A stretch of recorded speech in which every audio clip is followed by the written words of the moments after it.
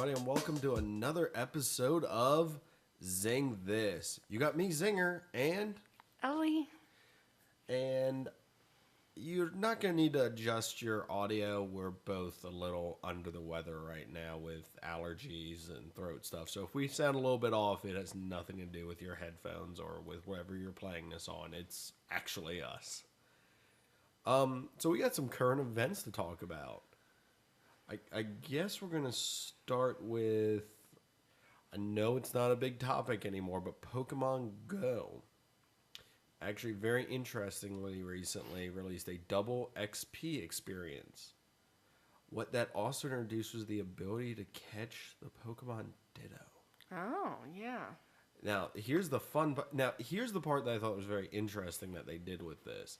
Is the way you have to catch it is you catch another Pokemon, and then it will be like, oh, and then it will show you that you actually caught a Ditto instead. So, very interesting, in my opinion, of definitely a good strategy to get people out there to fully utilize the double XP that is being offered to everybody. And to, of course, get you to catch the new Pokemon. So, like I said, I don't think there's as many people as there used to be playing it.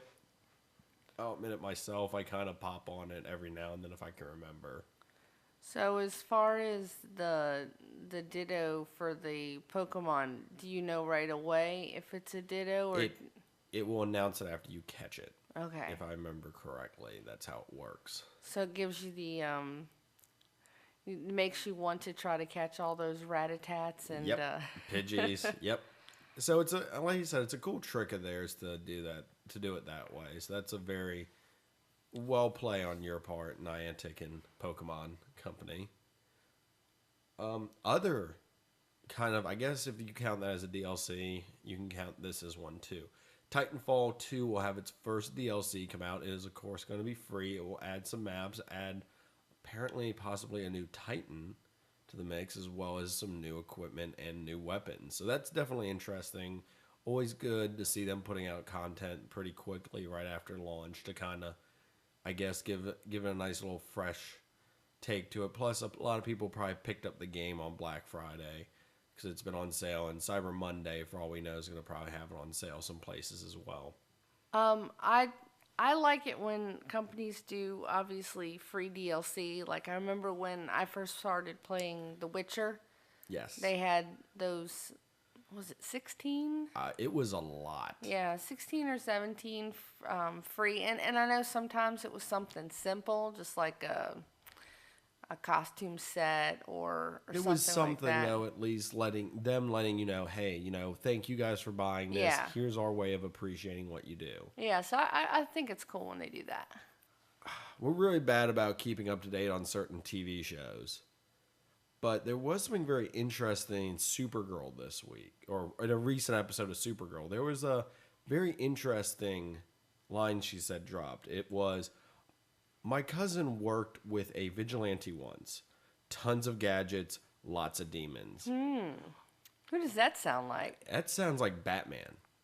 I think it's pretty interesting if they would introduce him, because that would technically have him involved in the Arrowverse as well. And I know they're having a huge crossover with Legends of Tomorrow, Arrow, and Flash. Legends of Tomorrow, Arrow, Supergirl, and Flash Right. are going to have a huge crossover, which is, I think, Heroes versus Aliens or something like that's coming up soon. So definitely would be interesting if they introduce Batman. I mean, Superman's been introduced, Martian Manhunter, Miss Martian. They've introduced a lot of very cool characters to the mythos. So I think Batman would be one that they could do. It's just whether people would want him to do it. I'm not against it. I think it would be cool to have him in there. I mean, Right. as sort of a one-off, he's in an episode, might come back later on for one, but not something that we get a whole, TV series out of or anything. I think it would just be interesting to have him know that he's there. Moving on to our final, I guess this isn't a current event, but this was brought up to me after the Star Wars episode last week.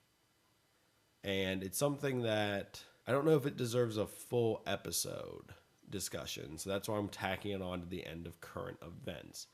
Do you know who Supreme Leader Snoke is from episode 7? Giant hologram guy. Well, you find out that he's a hologram, and who knows if he's really that big. He's being played by Andy Serkis. kind of don't really know too much about him. Right. So the question asked to me was, who do you think Snoke really is? So I'm going to answer that question, I guess, by sort of telling you as well as the other people listening to this, the different theories, and then kind of giving my response to them, and then kind of ending it with sort of a, here's my final thought sort of thing. Okay. So with that, hold on, let me get my handy list available to me. All right. I'm going to explain these theories, of course, the best I can. I'm not going to go into too much drastic detail on each of them, so I'm just kind of briefing on them, and this is coming from different places online where I found different sources that kind of spoke about the possibility. So I'm going with a lot of outlandish ones first, and then kind of moving towards more plausible ones, I guess. Okay. One of them is that it's Grand Moff Tarkin, who is the commander of the Death Star from The New Hope. That he somehow survived the explosion and then is now trying to get his revenge on the rebels. Oh. And I'm going to immediately nix this one because he's not force sensitive to the best of our knowledge. Plus, he kind of blew up. So that would be an issue. So that one I'm kind of nixing right there off of. It was funny to see it going through the list of different possible characters, and I saw that one. I'm like, wait, really? So that's the outlandish one. Okay. Continuing with more outlandish ones, even though this one apparently does have some credence online, is Mace Windu. After his battle with Anakin in Episode 3, when he was tossed out of the window and everything, apparently he survived that. When you see Supreme Leader Snoke with all the scars and injuries, those are what he suffered. And he's coming back to try to get revenge on the Skywalker family for what they did to him. Oh. Interesting, but I kind of don't think that's... I just don't see that as being a possibility. There's another character. There's another person I'll mention later, which I'm going to use this argument with then, so I don't want to use it now. But just keep that in mind on discussing the prequels with this. I just don't think it's Mace because it doesn't make sense for it to be. It seems a very, really left field way to go. And the whole he's out for vengeance on the Skywalkers kind of doesn't really make sense, in my opinion, because... It doesn't hold weight. And I understand, because I've watched the thing, and it's like, it makes sense if you really want to bend some of the rules and everything. But for me, it's not something I'm going to continue to discuss too much. Another one is the Grand Inquisitor from the Star Wars Rebel series. Oh. Though the issue with this one is he has face tattoos and a lot of face stuff on his face that does not transition, of course, over to Snoke when you see him. Of course, this could be something to where scarring and whatever happened to him could have done that, but at the same time, once again, I think this is one that people are just trying to grasp at straws here to figure out, who he could possibly be. The only reason I would give a little bit more weight to that one is just because trying to connect different series. That series, yes. So I mean, it makes sense there in that regards that they could be trying to connect it, but it's a little bit more out there in my opinion. Right. Now moving on to two more, that I'm just going to kind of just touch on these two real quick, and then move on to the more, I guess, plausible ones. It's Palpatine. That Palpatine somehow survived the explosion of the second Death Star, getting shut down, all that stuff. He somehow survived and is going after, of course, the Skywalkers again. This one to me doesn't hold up because it's just really stretching, and I'd like to think the writers of Star Wars would have a better idea than be like, we got you, it's actually Palpatine the whole time. Because I'd like to think that he would come, if Palpatine were to come back, he'd come back and basically be like, hey, it's me, Palpatine. Because I think that would incite a little bit more fear into people that it's like, wait. I saw you die. There's no way that's you. So it would incite more fear, I think, into his enemies to know that he is alive still instead of hiding behind this Snoke persona. The other one is that it's actually Vader Oh. because of the scarring matches, but once again, this one is another one that I'm just gonna nix. He's dead. He's dead. Yeah. We saw him as a Force ghost. The explanation online did explain how it's not. It's very confusing, but I'm not gonna give it any more time of day because it wouldn't be an interesting twist. It would just be kind of one of those moments where if they did it, everyone would kind of just sit there and be like, really? You feel like if it was Vader, that it would be more of a fan pandering to kind of get Vader back on the screen, or I mean, they've already done it by having his helmet. yeah, And plus, he was burned, but I guess that's the whole scarring on him is from him being slightly burned and somehow was able to come back still. Like I said, I read the thing online. It's just, I just don't think it's that interesting to continue to talk about because it's not that plausible. right. So now we move into two that I think are the most plausible. And then one that is very interesting. The next most plausible one is, do you remember in episode 3, there was a scene where Palpatine was talking to Anakin about Darth Plagueis, someone who could overcome death, someone who, he was basically telling him about his master, even though we didn't know that that's what he was talking about, because the time Anakin didn't know he was a Sith Lord, but that's what he was talking about was Darth Plagueis, and he apparently survived here is the theory. He survived the attack by Palpatine and kind of hid in the shadows until an opportunity arose for him to rise back to power.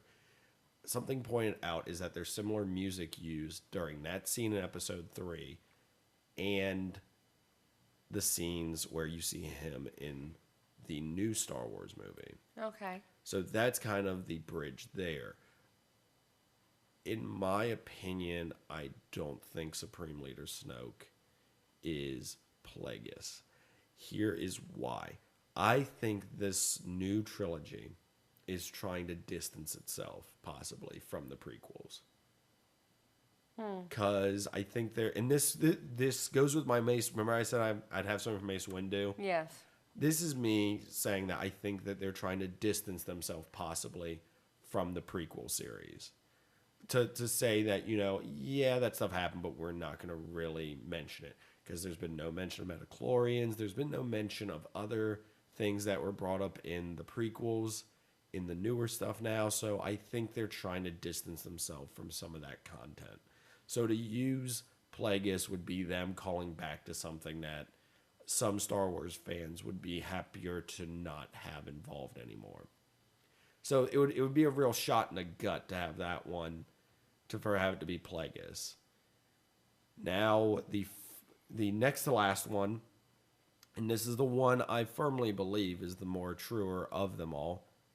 It's a new character that we don't know anything about. He is genuinely not somebody hiding under an assumed name. He's not somebody who, was somebody else and is now, trying to get his revenge. He is straight up a new character.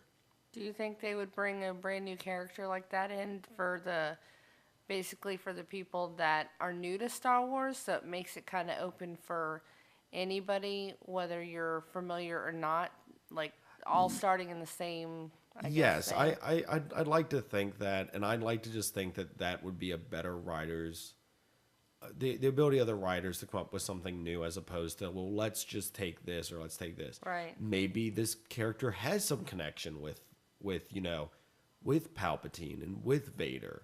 Maybe there is some connection there, but it's not one that we've seen or have been told about. It's something that was done in secret or done to where we didn't see it happen. So that would be an interesting thing in the next episode to have it flash back and show how he was involved, possibly. Rogue One might even, for all we know, have an answer in there too. I don't think so. I don't think Rogue One's going to have any weight on this. I think we're going to have to wait to episode 8 or possibly 9 to get some answers, but they might hint at some stuff just to kind of tease you a little bit. Like I said, I'd like to think it's a new character, that they're not going back to any, going back to a well and trying to drudge up something. I think they're trying to create just some new stuff with this trilogy, and I'd like to think that they're going in the right direction with that. So my vote is it's a new character that might have been involved with them, or who knows, there could have been something that happened in between episode 6 and 7 that we haven't been told about yet, to where Luke could have had some interaction with this person, Right. with Snoke, and it hasn't been revealed yet. Or maybe between episodes 3 and 4, Vader had some interaction. Like, we don't know. That's the thing. I'd like for it to be something to where it's revealed that he is an entirely new character. Now, I bet you're wondering, I did mention that there's one more. And this is the theory I came up with earlier today. If you remember in Star Wars A New Hope, there's a stormtrooper that bumps his head when he's walking in, when they're looking for Han, Luke, and Chewie on the Death Star. And they come across the droids that he bumps his head. My theory is he's Darth Plagueis. That he actually was so upset that he bumped his head and so embarrassed he left the Death Star and decided to go seek revenge on the rebel scum that made him bump his head. Oh, jeez. Of course, this one is the least believable out of any of them. I just thought it would be just a funny thing to say. So if that becomes true, then you heard it here first. It was that stormtrooper that bumped his head and got really mad about it. But apparently the head bump gave him all that scarring and everything. He hit it real hard. Really hard. Really, really hard. So we got a graphic novel to talk about now. Yeah. So if you've done your reading for the Zeng This, you would have read the volume 1 of Fables, which is Fables Volume 1, Legends in Exile. If you have not read it and would like to, of course, read it yourself and not hear any spoilers or anything, us talking about it, skip ahead about 15 minutes to where there's about 5 to 10 minutes left in the show, and you should be good. So, with the spoiler warning up, we're going to discuss the first volume of Fables. Ellie, if you would like to lead us into this? Fables. So, as with any first volume of a series, this kind of introduces Fabletown. The world that we're going to yes. enjoy in Fables, or going to be interacting with. Right. And so, basically, there is this group that has a, what do you want to call it? I think I can get this. Altercation with the adversary? Yes, the adversary has had an altercation with the Fables. The Yes. Fables are basically characters from Fables or from stories. Right. Mostly in the public domain.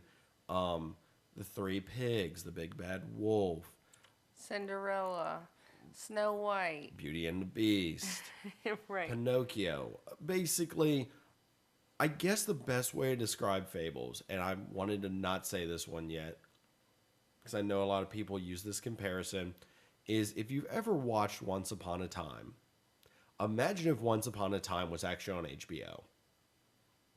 Yeah, because, this is definitely more mature. Yeah. Mature.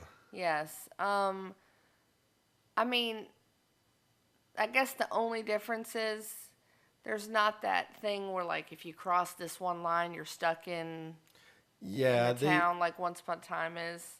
So, to kind of, I guess, set the story up, they of course lived in their magical kingdoms, and then a force known as the Adversary came and basically ran a majority of them out. A lot of Fables died during that time. A lot of them didn't make it over to our world. Once they made it over to our world, They have to blend into they society. kind of had two options. They could go to Fabletown, which is based in New York, or they could go to the farm, which is based in upstate New York. And that's more for the characters that can't do a human form. They're can't usually afford glamour, Right. or cannot do a human form. Now, who runs Fabletown right now at the point in the graphic novel that we're reading?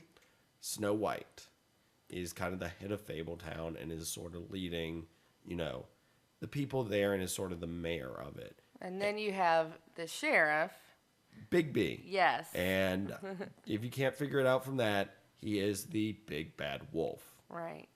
Who chain smokes almost the entire time, too. So that's kind of setting up your story. And I mean, they get some really obscure fables in here. So let's start discussing where the first volume goes. It opens with. Well, yeah. And so apparently there is a apparent murder. Murder most foul. Yes. Of Rose Red. Who is Snow White's sister. Yes. And murders of fables aren't something that really happens. They're very, I guess, durable. Yes. If that makes any sense. They can die, but it's not something that happens very easily in the... Oh, we forgot to mention this. No offense to Harry Potter with this statement. I'm kind of making a little jab at the magical beast and fantastic beast and where to find them. that the non-magics are referred to as no-mage. In the Fables world, if you are not a fable, you are referred to as a Mundi. Yes. And they refer to the Mundi stories or the Mundi interpretations of them. So Mundis are not ones that would really hurt fables. It's normally fable versus fable that would actually hurt somebody. But, so Rose Red is apparently murdered. Or Correct. assumed to be murdered. Okay, you can stop. No, I'm going to keep doing it. Well, and Rose Red has quite a reputation about her as being a party girl, too. Yes. So. Yes, her straight-laced sister who runs Fabletown, which is Snow White, and of course she's the one out partying and doing stuff the entire time. And so I like the way they right away make you think that Bluebeard is one of the main suspects. Which I actually looked up his story. It's very interesting to look it up, and it kind of lends credence to why you'd think it's him. If you know some of these fables' backstory, it kind of gives a lot more hinting at what they could be up to. And I feel like the flow of the story is really well too. Like the minute that you start asking a question of they answer it. Yeah, they're really good about going into that backstory, but in a fluid way. Mm-hmm. So it's all very smooth and very well connected. And do you remember who her current boyfriend is? It's one of the Jacks. Is it Jack from Jack and the Beanstalk or Jack Be Nimble, or is it all the same Jack? It's Jack from Beanstalk, yes. Because I know there's a Jack that's like, I think almost like all the Jacks you've heard about in fairy tales. It's all the same character. Yes, we are talking about the Beanstalk Jack, though. Okay. Yes. So it's assumed that it's him by, of course, Big B. Yeah, but it kind of goes back and forth. They kind of are investigating both mm-hmm. options between Bluebeard and Jack. Well, of course, they're doing a lot of world building with this, so it's definitely a great establishing. Well, it's prologue, so yes. Yes. So that's the main topic. Obviously, there's tons of little snippets here and there and of different stories and setting that up like you said. But the main overlying story is what happened to Rose Red. So very interesting. Also, a few other things to point out about the Fables is they are very long-lived as well. Yeah. They also don't really concern themselves with Mundis at all. It's kind of just where humans are just kind of there to them. They don't really once again, gonna draw the comparison between it and Harry Potter. They live in their own world, and we're not very concerned to them. So once again, this is a great, I believe, introduction. If you haven't read a comic before or a graphic novel and you want a more mature based one to start out with, this would be a great place to go. If you're a big fan of the Once Upon a Time series or know somebody that is, this would be a great jumping off point for that. Beauty and the Beast also are involved in Yes. in this, and you find out that they have some marital issues, which is once again one of those things to where they don't have their kingdom anymore. Like a lot of these people fled from being royalty, and now they're kind of just scraping by in the real world. But I like the fact that they make a lot of these characters very relatable. Yes. You know, they're not just some prince and princess set up on a pedestal and You everything's find perfect. out that there's cracks and that Yes. there's dirt and that there's a lot more to these characters that you didn't see in the fairy tale, because what you were shown was only the best part of it that you possibly could. Yes. And I gotta say, Big B is one of my favorite characters. And he's great. He's really cool. He's definitely as the sheriff and has a really, it's interesting how they use his skill set, because there's some stuff that happens later on where you find out where he can huff and puff and blow more than just a house down, apparently. So it's very interesting how that comes about, but that's later on in the series too. And there's, of course, a very interesting relationship starting out between him and Snow White. Right. That will, of course, develop over time. And with this investigation, there's a sense of urgency about it, because they're getting ready to have their annual remembrance party, which is the day that they came here Yes. to our world from their home, from the homelands, as they say. Yeah, and so the mayor, King Cole, is wanting all this. He wants this wrapped up. He wants this done. My bad earlier. I just remembered I said that Snow White was more the mayor. She's kind of like the manager. The mayor's just the figurehead, more of sorts. Yeah, Snow White really runs things, but yeah, he's the figurehead that everyone Yes. really listens to. Exactly. Sorry, my mistake. That's the conflict in this one. Yes. And I guess, do you want to give the resolution to what happens, or kind of leave it for people to read? Yeah, let's. All right, this is your final spoiler warning. Yes, we're gonna go over the ending. All right, and go. Okay, so kind of tie some loose ends. So we didn't really talk too much about Prince Charming, because he is a kind of a part in the ending of the story. Yeah. Because Prince Charming's pretty out and down and out. You know, he's Did raffling. not make the transition too well. He's raffling off his fortunes, and you know, he's doing everything he can to try to get back to his former glory. Yeah, because he raffles off his lands, and his land's in the homeland. in the homeland, yes. Which is currently occupied, so kind of Correct. ironic that he's doing that. Right. And we can't forget to mention Bluebeard's deal with Rose Red. Do you remember what that is? Do tell. They actually got engaged. Dun dun dun. I know. And she wanted him to keep silent about that for a year before they got married, and there was a huge payment that she was going to get.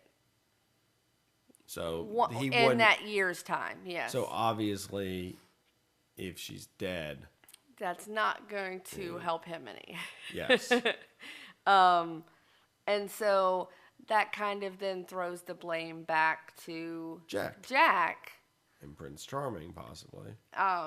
So I think it's really great the way they kind of combined all that together. They wrapped it all up. So lawyered it. Yeah, exactly. So, without further ado, the main plot is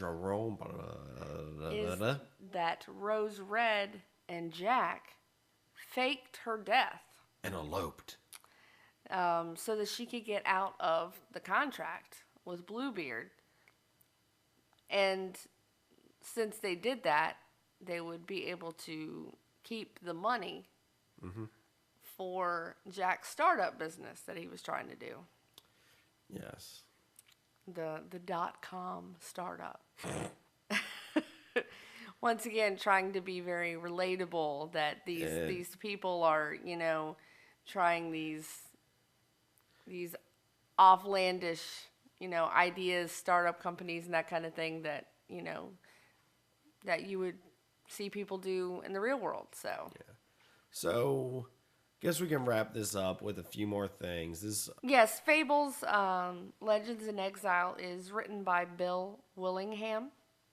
Definitely a great original idea, original series. Definitely bringing a lot of stuff from our childhood back into like stories that we all kind of know by heart back in, and with a different twist on them. Yes, I love it. Now, I'm going to say this really quick. The way I got into these was, I don't know if anyone's heard of the game The Wolf Among Us by Telltale, but somebody in this room basically forced me to get it for them as a gift. They were just all about getting this game, so I got it for them and kind of was watching them play it. I kind of had to force him, dragging him behind trying to get this game too. So bought it for her. Yes. She plays it.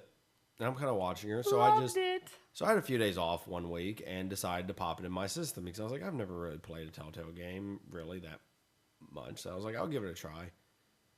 I think I had beaten it and gotten every trophy with it. You beat it before I did. Yes, gotten every trophy. Yeah. And while the credits were rolling, I walked over to our shelf of graphic novels, pulled off the first volume, and before the credits were even done, I was a few pages in. Yeah.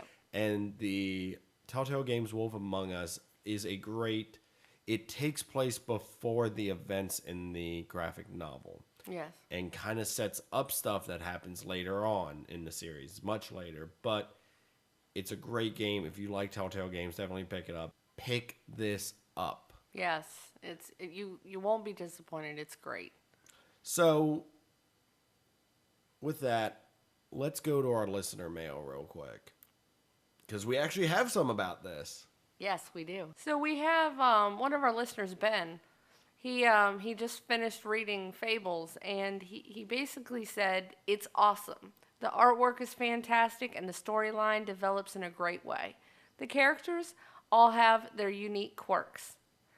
This is going to be a series I am going to read more than once for sure. He also then follows that up with, no matter what, it's a must-read for anyone who likes fantasy, mystery, and a spot of action/drama. Yes.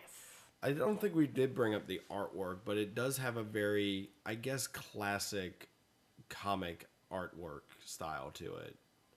So, I mean, if you like the artwork in more classic comics, they do a really good job with it. Yeah, they do. So, I definitely would recommend checking this novel out, as well as the other ones. You can probably find them at your library or Amazon or at a local bookstore as well, or probably your local comic book store too. So definitely give it a check out. And we just want to thank Ben for writing into us. If you guys have an opinion on this, definitely write into us. Let us know. You can of course find that you can tweet at us at Twitter. You can also go to our Facebook page, Zeng This, or you can also email us directly, zingthis@gmail.com. Now, another interesting thing that we're just going to point out real quick before we completely wrap this up is we actually put out a video on YouTube. Yes. It's something simple. It's just kind of, we went out on Black Friday, did some game purchases. In the video, we don't reveal the prices or where we got them because they can vary so much. They can vary, and it depends on what location you go to. Yeah. But we kind of talked about what we got there, and one of our other listeners, Travis, actually had posted his picture of his, I guess you could say, haul of what he got on Black Friday. So it's pretty nice. he has some cool stuff that he got. So that was definitely awesome. Thanks for, posting that and letting us know what you got, man. It was definitely cool to see that. Of course, you can, find that on YouTube. We're going to try to post some videos every now and then on YouTube, so keep an eye out for that. Of course, you can also find the podcast on SoundCloud, as well as iTunes.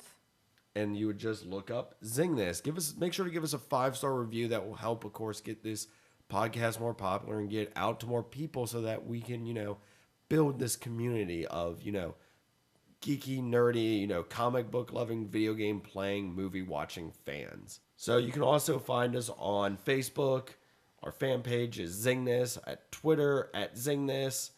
You can follow us on Instagram as well. Instagram is definitely a fun place to go because you can see what we're going to be talking about in the... Oh man, my voice is really starting to go. You can see what we're talking about. We'll normally post a photo on Sunday, kind of showing a collage of what we'll be talking about, so you can kind of piece together from that what the topic will be. And of course, you can also go to Patreon to help support us. It's patreon.com/Zeng This. So that's definitely somewhere you can go if you want us to help support the podcast as well as the YouTube stuff that we're working on. And we've got a few things that are going to pop up on there soon. So if you do want to contribute, there's different levels. And of course, all the podcasts will still be on here, but you might get some unedited versions or some... There's actually an entire recording that me and Rob did that will never make it to air because we got that off topic, but it might make it to... Gotta wrangle you guys in. It might make it to Patreon. So with my voice almost completely gone, I would like to thank the person who does our music. All of the music done on the podcast is done by DJ Golden Boy 89. And I believe Ellie has one more thing for us to go out on. And just wanted to mention, really quick, we'd like to give a moment of silence to Rob Glass. Obviously, I love him most in Firefly, but he was Shepard in Firefly. Yes, but he's done, of course, a lot of stuff over the years. Just a great actor, and that part in Firefly was just very memorable and just very, very going to be missed a lot. Yes. So with that, we're going to end the podcast. We'll see you guys next week. We're just going to take a moment of silence in his honor.